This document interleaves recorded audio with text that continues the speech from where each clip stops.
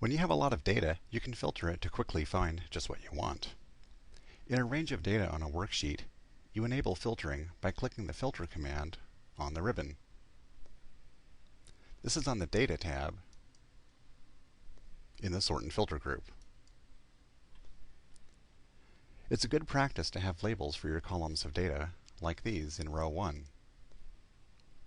If you don't, it can be confusing when you have a filter arrow in a cell that contains actual data. I'll show you by deleting this row of labels and then applying filtering. I'll delete the row, and now I'll click the Filter button, and that looks a little strange. So I'll go ahead and undo that, and now the labels are restored. There are 3 kinds of data I can filter by: number, date, and text. The order and the amount columns are numbers, the salesperson column is text, and the date column is date. Let's say I want to filter on salespeople. I can do this in a few ways. I click the arrow next to salesperson, and right away I see the names of all the salespeople right here, with checkboxes next to their names.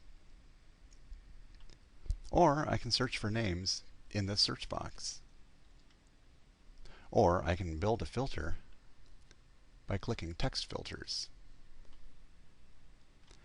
I'll start by selecting one or more checkboxes by the names in this list. I can speed things up by clicking this Select All box to clear all checkboxes by the names, and then select one that I want, such as Carlson. Or, if I want to select everyone but Wells, I can click Select All to select everyone, and then clear the checkbox just for Wells. When I'm done selecting the names I want to filter by, I click OK. So I'll go ahead and select only Carlson, click OK, and here are the orders for Carlson. Now I'll go back and select everyone but Wells. So I click Select All and clear the checkbox next to Wells. And now you can see there are no orders for Wells. I can always clear the filter by clicking Clear up here on the ribbon. Or I can click Clear Filter from Salesperson, like this. Now all the orders appear again. Next, I'll use a search box. I can search for salesperson's name, like this. I type C in the search box, and Carlson and Craig show up. I click OK, and I see the orders just for them. I'll go ahead and click Clear up here, but before I do, notice that there's a filter icon right here. When I click Clear, it becomes an arrow again. I'll switch to the Date column, and I'll search for dates. I can look for months by typing the first letter of a month. I'll type O, and this shows all the orders for October. Notice the plus sign next to October. I click that, and then I can see all the dates, and I can choose among these. I'll type S, and here are the orders for September. I can also type a number in the search box.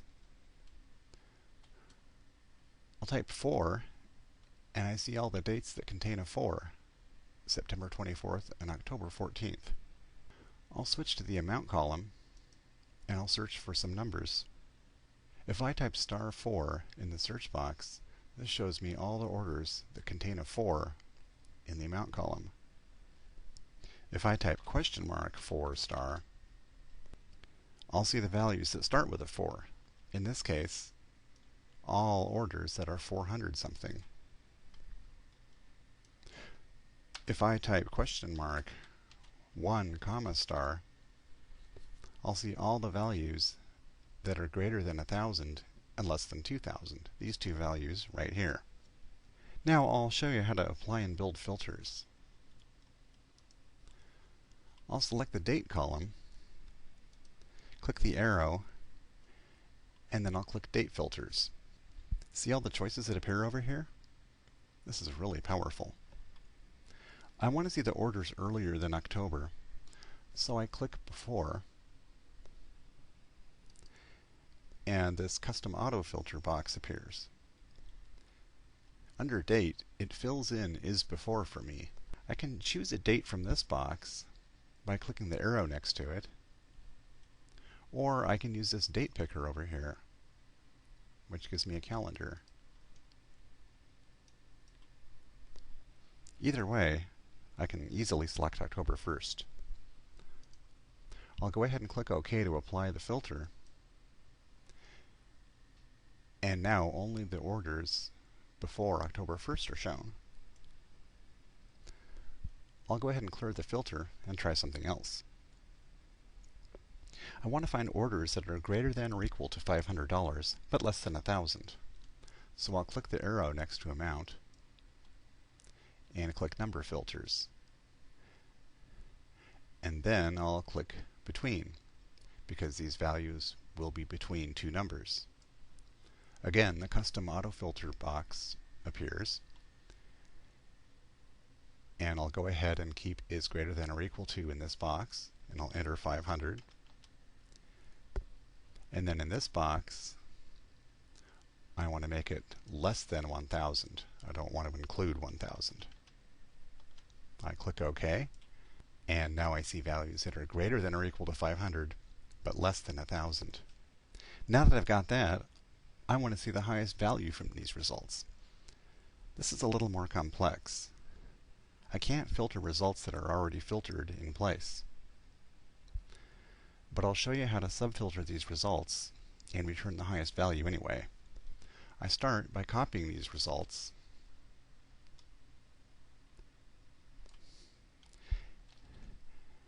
and then I want to paste them below this range of data. I don't want to paste them up here, and I'll show you why. I'll go ahead and paste them into the cell starting at F2,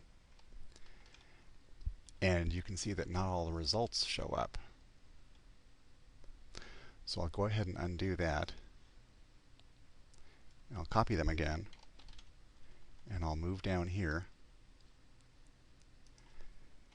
and paste them down below the original data. I'll insert a label. I'll call it subresults.